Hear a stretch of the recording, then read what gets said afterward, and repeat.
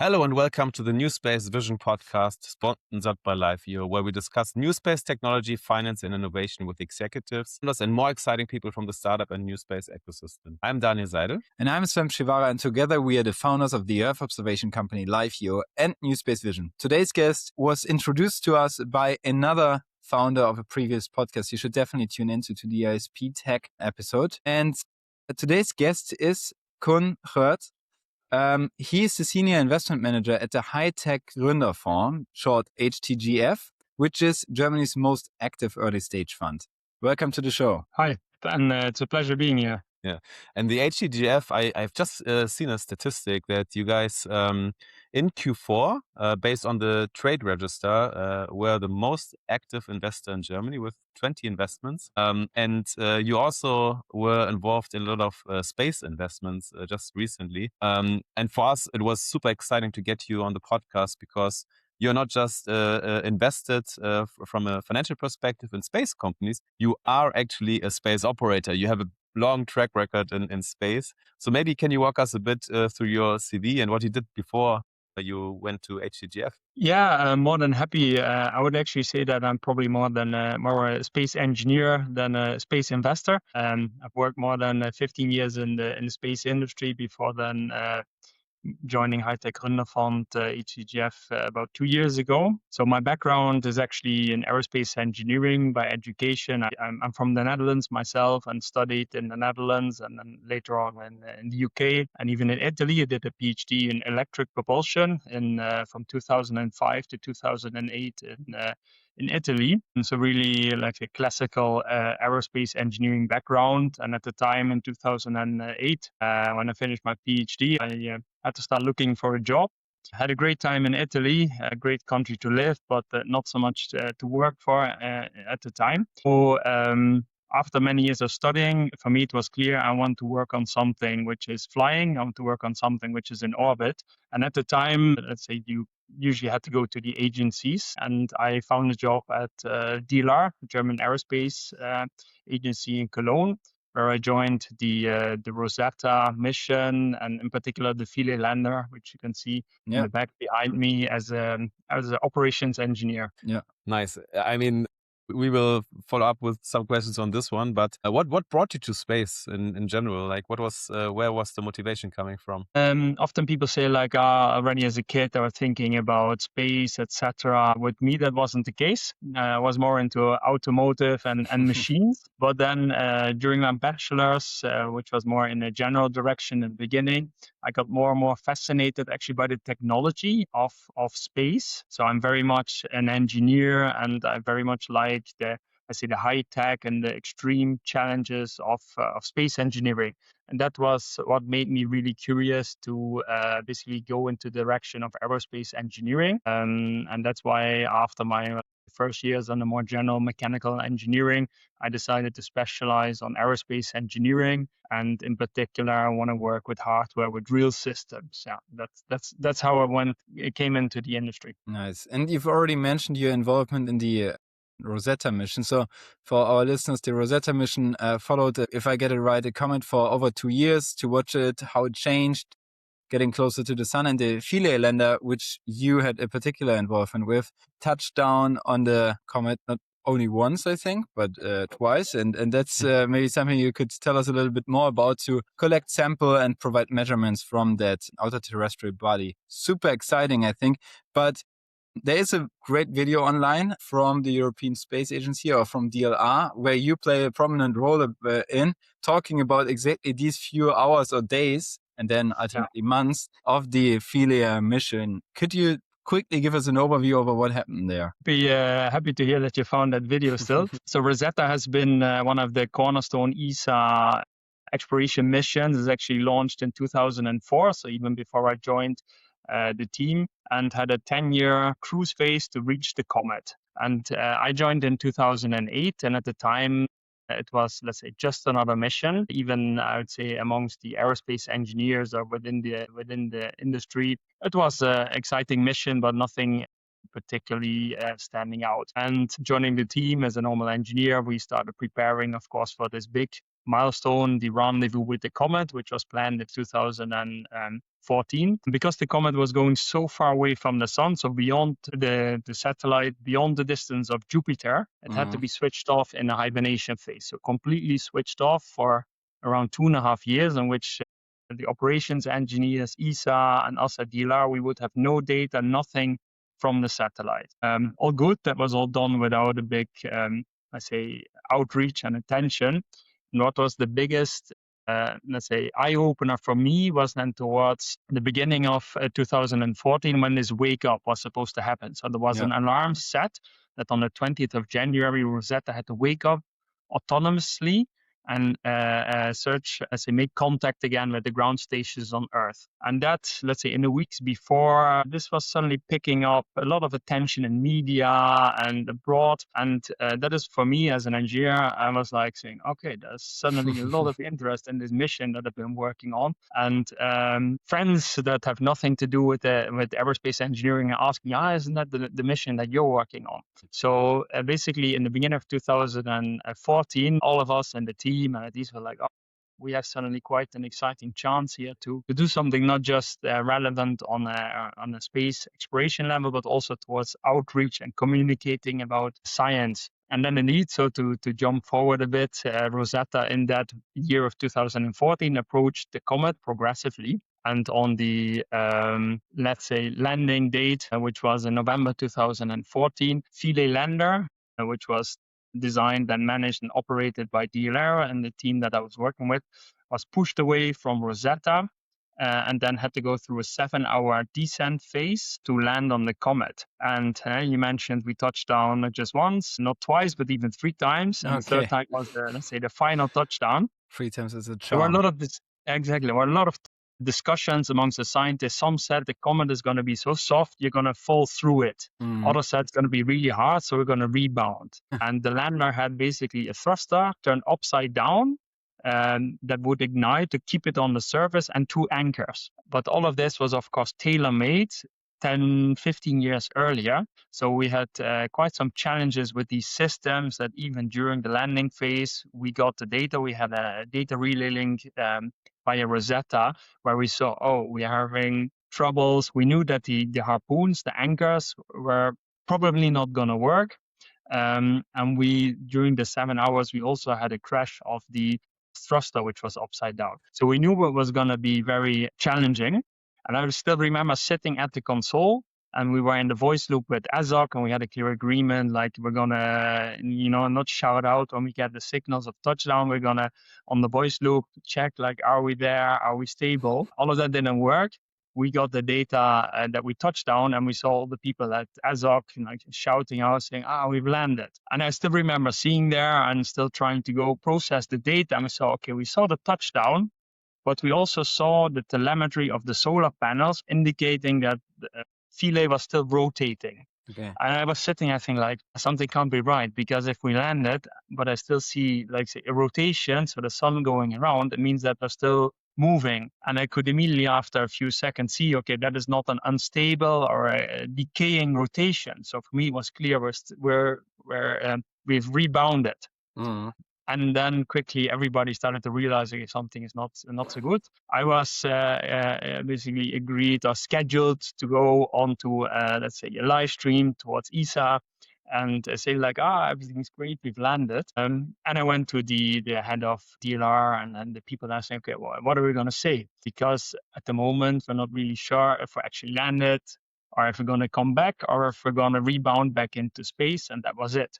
So we kind of improvised their statement, but thankfully, I think it was like an hour and a half later, we suddenly saw in telemetry that the movement stopped. And that was us then now we've landed, now we're there. Question was, where are we? How are we landed? Can we still do what we plan to do? And that was all a crazy hour and a half of pure space engineering. Yeah, that sounds extremely tensions must have run high in these 1.5 hours. But yeah, I can imagine, especially if everyone's super excited and then, hey guys, right now we can't be that excited. You don't want to be the transponder of that message. But obviously it was a huge success. And also I think in the public eye, Everyone had heard about that mission back then. So that was definitely a huge boost, I think, also for the public image of ESA, right? Which sometimes I think does not the best job in actually selling well what they are doing. But in this case, for sure, that worked very well. How often did you say, don't panic, don't worry, I landed on a comet? I say that regularly now in my new job and say, you're being stressed. That's not stress. Nice. I have one question actually, because when you said for 2.5 years you didn't have contact, you were waiting. And I bet the team working on the mission was not stopping to work, right? So what did you do in these 2.5 years? What did you work on? Basically on the onboard software and on all the, let's say, processes and procedures. You need to keep in mind that the technology that we were working with, so the hardware and the software, that was of like late 90s. So we actually, the biggest challenge we had is to fit the software onto the storage that we had. So actually the source code was too big to be stored, something that you could nowadays you can't think about. So we were constantly trying to optimize the routines, let's say the scenarios. What if this would happen? What would we do then? Because we had a 45-minute one-way light time, so we couldn't do interactive operations, and everything had to be pre-programmed with all the many different decision trees. And that was a lot of work. It was a lot of work really to go through the scenarios, to include the scientific needs and requests and understand that is it compatible with what the platform can deliver, prioritization and all of that. So, we always joke that even the 10-year cruise phase, in the end, it was a little bit too short. It's just on time with that what we had to do. Parkinson's law, right? Your work expands, and then suddenly 10 years are barely enough time. Yeah, exactly. Yeah. And also during that time you had you were also engaged with Telespazio, right? And after the mission, you started to take over like at the end even a team or a department which had like 200 plus people. What did you do over there?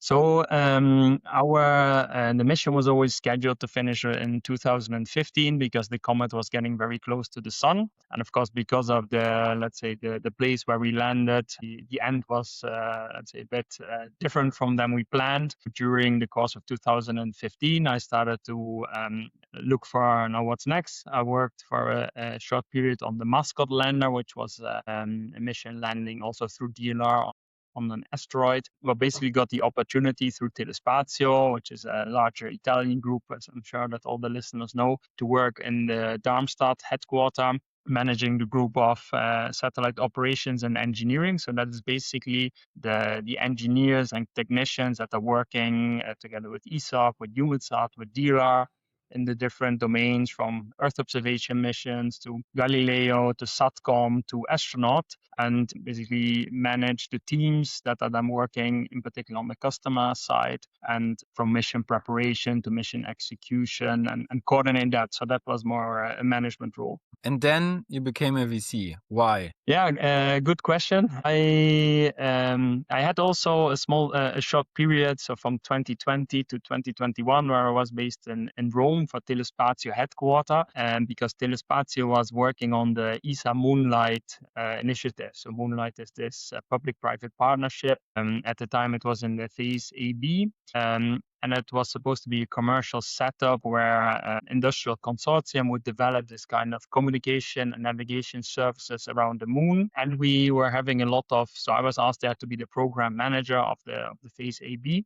And in that role, I had a lot of interactions, in particular also with the US-based let's say new space players going towards the moon, astrobotic, intuitive machines, etc. So I got more of a first-hand flavor of working directly with the new space companies. And in parallel, in Germany, we were like the specialty of Telespazio in Germany is operations and ground segments. We were having more and more interactions with also new space companies. And after working for about 15 years in more the institutional and larger industrial companies, I was very keen to try something different. So either, for example, join a startup or a scale up myself, or let's say I hadn't really thought about VC.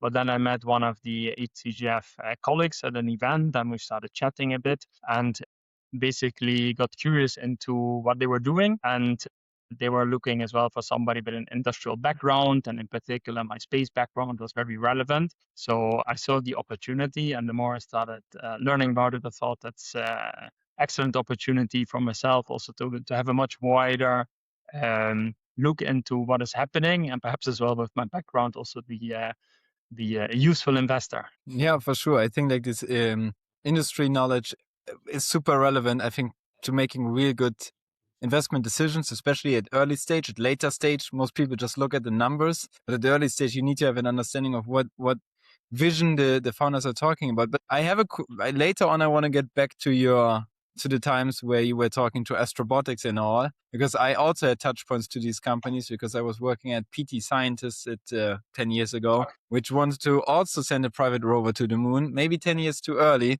But I'm going to get to that in a second, because obviously today you're an investor at HTGF.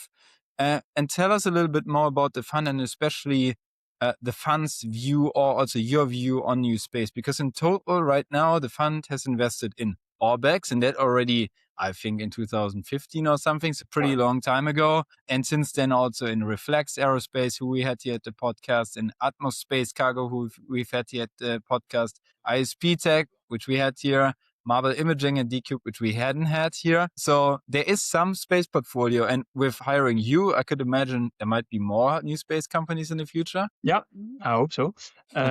So HTGF is a investment platform, we say. So we're a public-private partnership with the German government, currently investing out of our fourth fund, and being, as a lot of the companies you mentioned, except Orbex, have German roots. So we have a clear mandate to look at the German ecosystem. We also invest outside of Europe.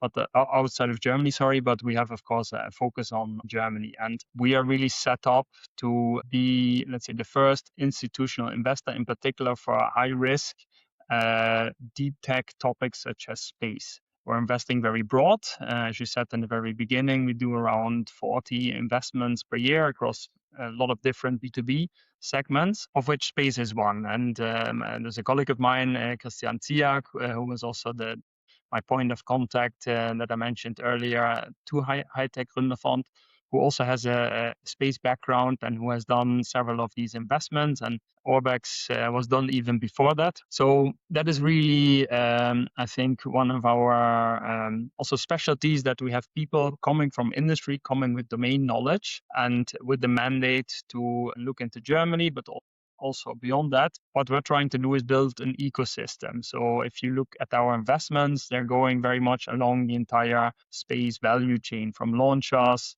to re-entry vehicles, on the component, on the system level, on the constellation level. And that's what we're constantly looking at. So where do we see capabilities that are relevant for Europe and for Germany? And then we're looking for suitable companies. I mean, the recent development as well, that the German-based Deep Tech and Climate Fund, which is also, of course, invested in LiveVio, is being put together on the HTGF platform, so that we don't just do the early stage pre-seed seed investments, but also have now the ability as an integrated team to also do later stage investments. So that is, for us as a team, very powerful, because with all the domain knowledge we have across both teams, I think we're definitely going to see more investments in this domain. Yeah, just one note thing like this is like with Christian Ziach, we had a NewSpaceVision event conference in 2017, I think. It was 2017. Yeah. And I think Christian Ziach was he a speaker there? I think he was there. Oh, we always were trying to get him there, because we were talking back then, and he was the only space investor in Germany we could find. But I think it's exciting, right? When we raised our first round, we mentioned it a couple of times. It was very hard to find someone who could put the space ecosystem into context, right? 2019, and where we started actually raising end of 2018, and it's great to see, that now like across the chain, and also now early stage, later stage, this is growing. And you having the space background, are you focusing on space investments, or do you also cover other domains in the deep tech sector? I do. So me personally, you mean? Huh? Yeah, exactly. Yeah. So yes, I'm not exclusively looking at space. So of course, I've done one or two investments which are more in the defense domain. I'm personally moving a lot in limiting myself to the deep tech area, but in particular in the last few months, and that will also intensify in the next, let's say, next years, very much focus on space and critical technologies in this domain for Germany. That is also really our mandate, and because of everything which is currently happening in the world, we really want to focus stronger on that and also back that up with concrete investments. Yeah, I want to dive a bit deeper into this, because you said, okay, for strategic relevance, when was this shift happening? Because I mean, you are now there since more than 2 years. Is it just right now happening, or when you already joined 2 years ago, was this already that clear? I mean, we see a lot of developments, but I'm curious how you see it right now. Was there a step function change?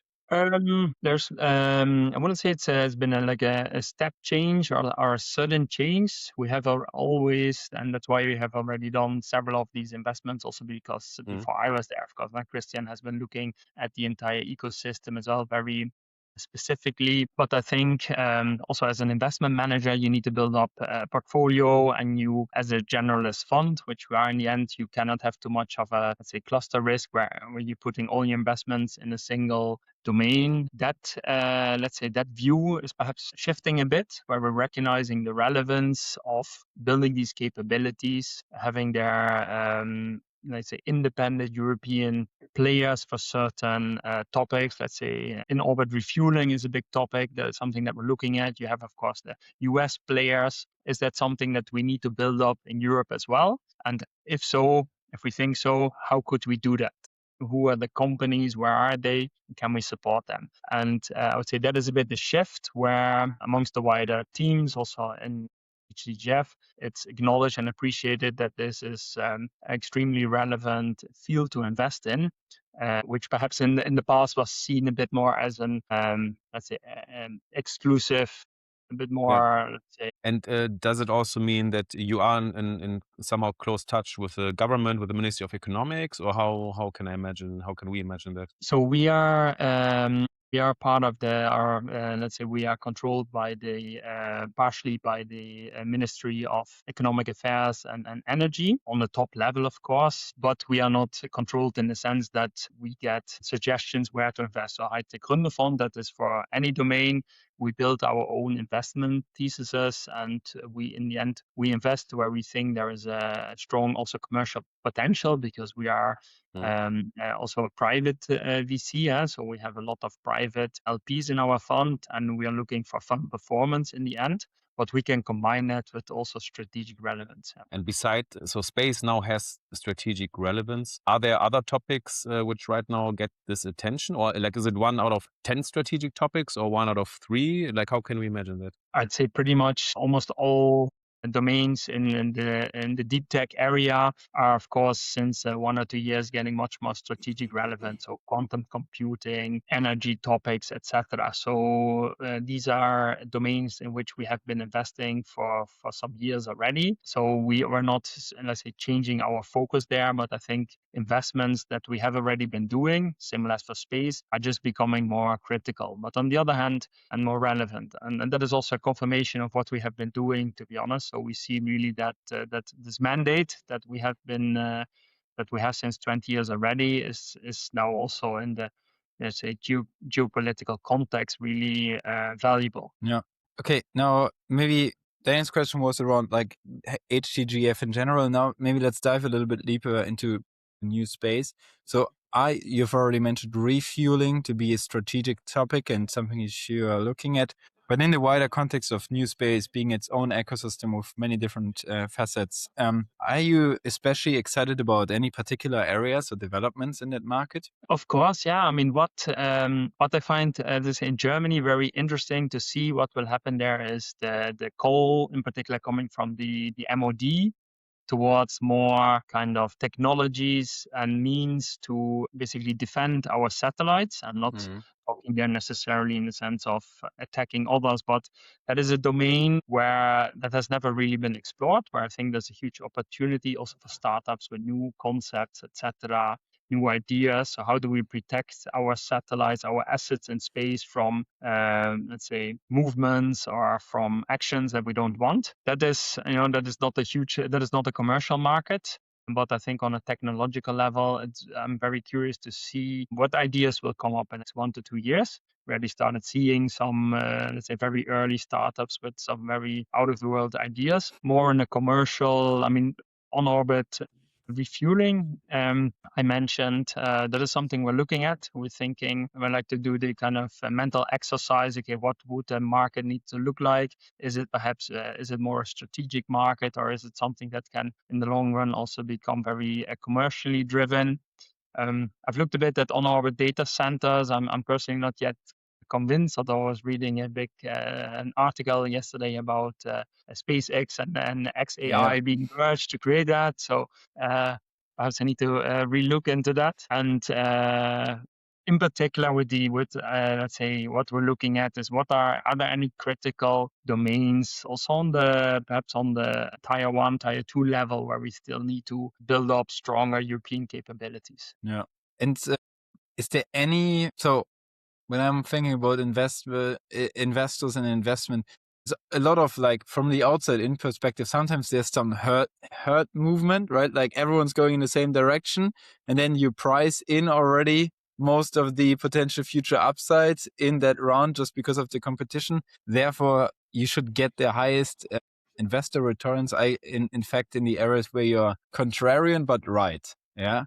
So do you have any contrarian take where you think, like, everyone else is saying that that's a good idea, but I don't actually think that, or the reverse? Like, I think this is a really good idea, but no one else is thinking that. Let's say you mentioned one of my investments that was on your podcast with propulsion. That is a lot of investors look very, let's say, critical at that because it's a very complex market.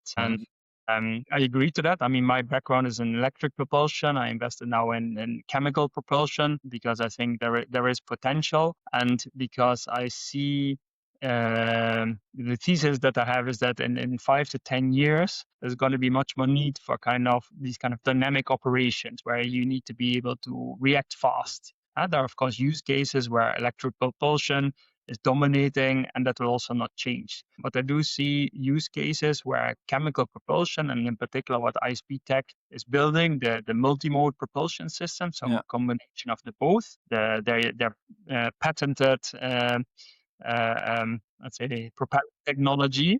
That was a thesis that we set up after a lot of discussions with Lucas and Felix, and a lot of brainstorming, and a lot of thinking inside, where we said, let's do it. We think we can build a great case out of that. But that is, I think, speaking with other investors, they say it's a lot of effort to understand that market because there's so many different players and technologies. So that is, I would say, a contrarian bet where let's see. I hope I'm right at some point. Where I don't really see, where I think it's a lot of, let's say, hype is, as I said, data centers. I mean, sure, technically can be done. Is that a play that you can do in Europe? In particular, starting with a small startup, if your competition is going to be a hyperscaler or a company like SpaceX. Yeah. There, I speak with other investors where they're saying, it's the next big thing. I don't see that for, let's say, in Europe, and let's say, haven't seen the company yet, but I think, okay, they're going to make it here. Yeah. And then for global market, let's put aside all the, let's say, sovereignty, and we need to have it as well. But I always find it fascinating because, like, this contrarian view you have, right, on the propulsion side, it's very often they think about, okay, this is how the world looks like today. My answer would be, will you win a dogfight in space with electric propulsion? Of course not, right? No. You will, yeah. And what kind of trend do we see now in orbit? We see actually maneuvers by Chinese satellites which simulate, you could formulate them as trials for dogfights in space, right? So this is on the dual use side. So yes, there will be a lot of demand for that propulsion. But on the other side, the data centers, a lot of hype because, AI, this and that. And then based on very, very basic information, it's a complete shift, and everyone jumps on it because they think they understand it, right? And this is something why we like to see more people with a space operator background who can differentiate. Yeah, these things, right? I spoke to a guy who is a multi-billionaire who is looking at also a lot of hardware. And he told me last week, I've been asked by 10 people in the last week about data centers in space.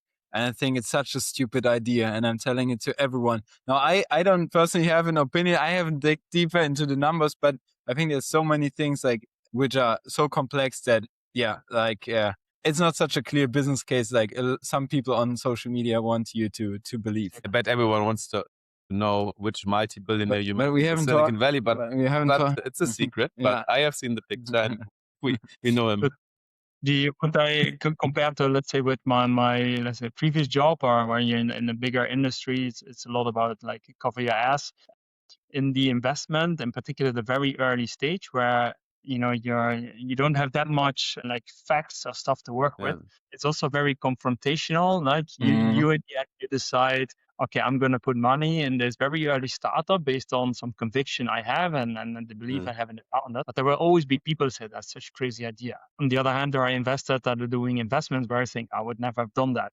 And that was really interesting for me, this kind of, very confrontational. You need to be very confident in the investments that you're doing, because there are going to be a lot of people that said, yeah, what was exactly. I think in Europe, we see now investors in early stage that they make these bets. In growth stage, in the US, we also see these big investments based on these really big bets, very often driven by the network of the founders who were former SpaceX employees, like Tom Müller, for example, right, with Impulse Space. And I think when you look at some recent examples, Planet Labs, for example, right, people thought it's a failure on the stock market, and their price went down from $10 to $2, and everyone was saying that's why space is not working. Now, in the last months, their stock was 10xing, right?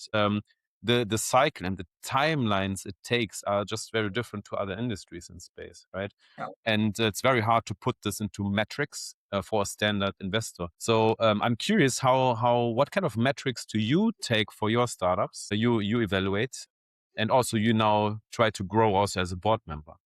Yeah, I mean that is ultimately really the challenge, and that is also if I'm helping my companies with follow-on rounds and speaking with other investors, in particular if they have not done a space investment, it's like the playbook of how does this become a valuable company? How am I going to get a big exit from this company? And of course, the earlier you invest, the more difficult this is. Also because not every space market is a multi-billion-dollar market, etc. So you need to develop a very clear path. And I mean, if we're investing in a pre-seed company, what we're looking at, I mean, of course, the team and let's say the core of that technology, how strong do we think that is? Is that something that over many years of building the company, they can continue to have an edge on any competitors? The problem that they're solving, is it a temporary problem, or is it going to be a lasting problem that also in 5 or 6 years from now with new technologies is going to still be relevant? And then of course, the big question is also what does an exit look like? And in particular in Europe, we don't have that many or no real let's say space exits where we can say, okay, these are your benchmarks, this is how it can look. So I'm very excited. Perhaps in the near future, we might see the first like IPOs from a company like ISI, and that I think will make a lot of the analysis easier, particular for European investors investing into European startups. Yeah. Now, I have a complete side question, and then I go back to my PT scientist path. But I'm just curious, like when you joined HTGF, have you gotten a VC training, or how does onboarding at HTGF look like? So I still remember, I think it was like, okay, you have your first day in which you get all your laptop, your stuff, your logins. My second day was like, we already scheduled a pitch for you and join in and make an assessment if you think it was a good or bad, or let's say if it's interesting as a potential investment. So I was like, okay, that's very quick. Of course, having some background in industry and I have some, let's say, had some clue of how to look at problems and solutions and teams. I mean, I think I have a lot of experience with teams and working with people, and that is, I think, still one of the main, let's say, signals on your radar saying like, what is the impression that the team gives? But there's a lot of learning on the job. That's what I find. And I think also other colleagues find it very interesting. It's really as of day one, day two, you just on the job, talking with companies, with startups, with founders, with other investors, and then trying to basically make up your mind and tune your algorithm. I think that is important as an investor. Like the more you see, the better you can assess, how to recognize quality in a team and in a concept in a startup. So it's been very much, now of course, there are a lot of also standard stuff that we learn and very experienced people to spare with and that you have as a counterpart, but it's also very much on the job. And that is what I like as well about the job itself. There's no routine, and every company, every problem, every challenge, opportunity is different. So I think that is what I find very interesting. If you've done this a few years and you've been on some interesting companies on the board, so just supporting them in the background as an investor, you learn a lot of different scenarios. Yeah. Yeah. And just before you go to the PT Scientist story, Sven, what also for our listeners, what is the best way? How do you get the inbound by all the startups? What's the best way to get a deck to you or get a meeting? What is your lead funnel there? So we get, let's say, doing so many investments. We're also quite well known, and I think in particular for new space startups, they've come across the name HTGF. So either they know me or one of my colleagues, or via our website upload a deck. I think a very good way is as well we try to be a lot on the road, so attending events, conferences, pitch sessions, and just reach out, drop an email, reach out on LinkedIn and somehow get in touch. That's one of the parts of our job, to be very responsive and communicative. And now the secret tip, what is the number one way to do this? Is it events or is it uploading the pitch deck on the website? I think personal contact is always the best, as at any stage and with any topic. But if I can give one, I'm always very curious. So I have a lot of questions when I'm speaking with startups, and I think one recommendation would be listen, let the investor ask his or her questions, and don't try to, let's say, just push information, because you might not be addressing the right questions. And that is what I always recommend. So let me get my questions, and then if I'm really interested, we'll for sure follow up. Yeah, that's a good one. Yeah, especially if someone has background, they also might it's very relevant questions. So my question which I wanted to ask before we have two more questions around the wider ecosystem is, you've worked on the Rosetta mission, which was a deep space mission. I worked at PT Scientist, which wanted to send a rover to the moon. That was not an investable case 10 years ago. I don't know whether it's an investable case now, but 10 years ago already, there was a lot of talk about asteroid mining, planetary resources and so on. They were all big names. They got funding from James Cameron and no, not James Cameron. I think I'm confusing names here, but the director of Titanic and others. And ultimately, they vanished. Do you think that technology and the market as such has progressed more, and that you now can have a business case for deep space technologies? I think it depends a bit on the horizon the investors looking at, but I think also for us that is still very, very far down the road. So I don't see a lot of commercial cases that go into really deep space exploration. Even the moon, although there's a lot of talk about commercialization of the moon, and in Moonlight we looked a lot about that. That's well into the 20s, and that might be a challenge. It was James Cameron, and he was even doing this together with Google co-founder Larry Page. So your brain is working. I got my names right. Thursday evening today. Cool. Nice. Yeah, let's talk about the ecosystem a bit. One thing we see, and that's also going to be important for your portfolio companies, what works very well in the space industry, independent of the domain, is the government as an anchor customer, governmental contracts. In the US, we see that sometimes 2 years old companies get a 50 million contract and then raise 100 million on top by investors at a great valuation because they have real revenue, not grants. And so we in Europe, we don't have these governmental contracts, right? Not even on a smaller scale. Easy Aerospace, for example, right? They still don't have a contract by the German Armed Forces, which is crazy. And others too, right? And how can we keep pace with the US if we don't fix it? Like, why not having fixed it? Yeah, it's a good question, and I think I mean, in particular in Germany, there is a huge budget now. There is the potential for such contracts, but there have also been some let's say examples or rumors about how these contracts then go to let's say certain non-space companies that are entering into the domain instead of awarding it to players that have been building up their expertise and their case since years. And I see that without knowing all the details of how the, let's say, the procurement worked, but I do see that relatively critical because that is really the opportunity, I think, that the ecosystem has been waiting for years. Now the money is there, the need is there. It should also be executed in that way. And I appreciate, of course, that there's a certain urgency, but I think the German, in particular, the German new space ecosystem has the capability to deliver that as well. Especially if I look at let's say the big companies that have, of course, a huge portfolio and expertise, but not that, not in this domain. So how do we catch up? I mean, I think we just need to look at ourselves as well and not thinking purely about catching up, but making sure that what the capabilities that are needed, that we have them within Europe. So that is access to space.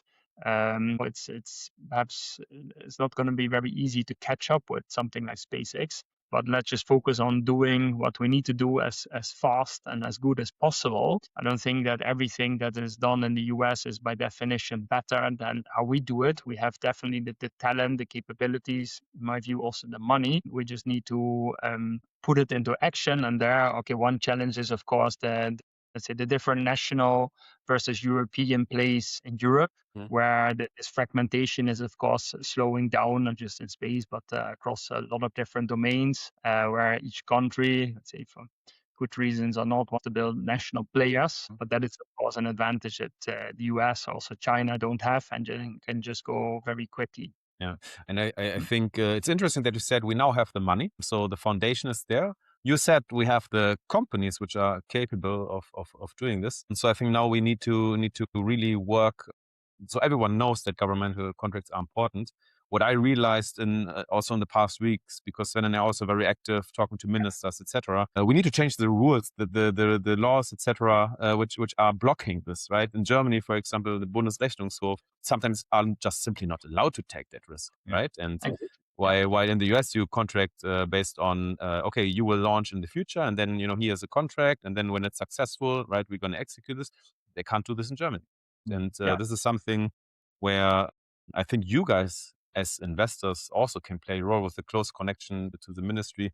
And what I think we need, don't want to be too political here, but we need industrial guidance also for the defense procurement in space, right? So this is something which really can leverage not only the German ecosystem, but now the entire European space ecosystem, right? This is, and really going away from just grants, like 6 or 7 digit grants. That's not going to help. If you take the example of Iris Squared and the budget involved, I mean the risk budget that the large companies have allocated would already finance a syndicate of new space companies, probably building 80% of that solution. So I think that let's say the risks and the money involved. I think that exactly the money is there on the, I think, spending side, just not going to the right kind of institutions, or not. It's always going to the same ones, which have like a proven record in our point of view, sometimes a bad proven record, but at least a track record. And that's sometimes more important than maybe the better product. But I think the other bit which is missing is that you really have these investors which can write tickets 50 million, 100 million in Europe, because ultimately space, like any deep tech domain, that's fucking hard, and you need a lot of money to spend on engineers, on hardware, on trials. Things won't go right. And the European Investment Council, EIC, now wants to set up this multi-billion-dollar fund. And I think what we've seen over the past is that I think in Europe there's no shortage anymore of early stage money, I believe, and this is a good thing. So I think like now everyone who has a good idea can get money. But I think it's the question, okay, how can we get to that scale? And I hope that this anchor fund, which can write these big tickets, hopefully with all the geopolitical urgency which we're seeing, hopefully also leads to a mind change in the big LP base, because there are very, very rich people in Europe which can lead as anchor LPs of funds, and there are very, very rich institutions in Europe. And these just need to get their act together and need to start also investing more in VC. Final bit. Yeah, final question. We could, I think, we talk for much more. Final question before we have the actual final question, but The final question. exactly. You've worked on an incredible mission at DLR, right? There's like millions and millions of taxpayers' money went into this, and rightfully so. That was kind of like a science mission. But I think there's also incredibly IP which was developed there, and that's the case for many great research institutions all across Europe. And the problem is, we have the feeling that this is not really, the IP in European research missions is not really used well to build commercial products out of this. Do you have an opinion around that? Do you think, having worked yourself at the research institution, how this could potentially be done in a broader way, a bigger way? That's an interesting question. I think Rosetta is probably not the right example because of the let's say the timelines involved, the technology that at the time was developed. Once it was really like put into practice, so many years have passed that it's not really state of the art anymore. It's state of the art at the time it's launched. And of course, it's a lot about like the scientific result that come out. Scientists are still looking into that even 10 years later. So for the scientific community, extremely relevant.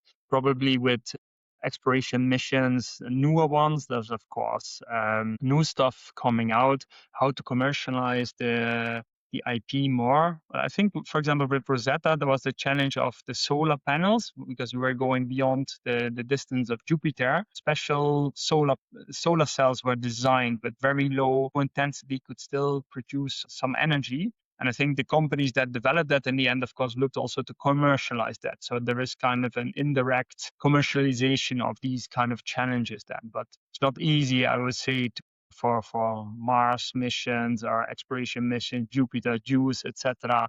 To, let's say, at the forefront on the first level, commercialize that. So we're coming to an end. I think we could have talked about so many more things, but I think I really enjoyed the conversation because it's so important that people like you with a really, really deep engineering background made the move also into the financial ecosystem and realizing these ideas, right? Because ideas, there are a lot of great ideas, but financing them, scaling them, like we see so much progress driven by people like you. And I think today in the podcast, every listener has realized that this is really important, and we need more. And I think we are still at the very beginning, right? Just imagine with all the governmental money and the companies realizing this, where we will be in 5 to 10 years, right? Also on the growth stage.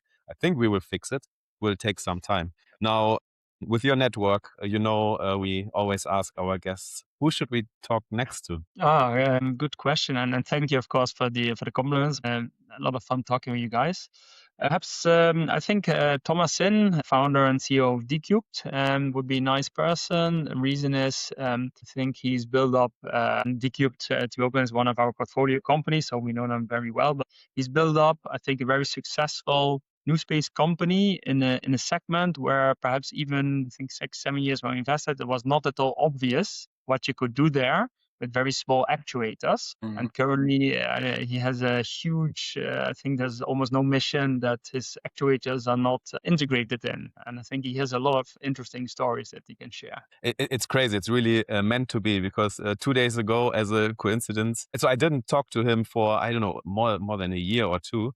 And then 2 days ago, he was 2 rows in a plane behind me, texting me, "Hey, are you sitting in front of me?" I said, "Yes." Then yesterday I've seen him again, and then today you bring up this name. So Okay. that's sometimes it's. And 2 weeks ago, I was about to meet him in New York, but we couldn't find time to meet. Okay, so definitely destiny. Thomas. Okay, Thomas, we're gonna hunt you. Nice. Yeah. Excellent. So thanks a lot, and also thanks to our listeners. We had a lot of fun today. Make sure you connect with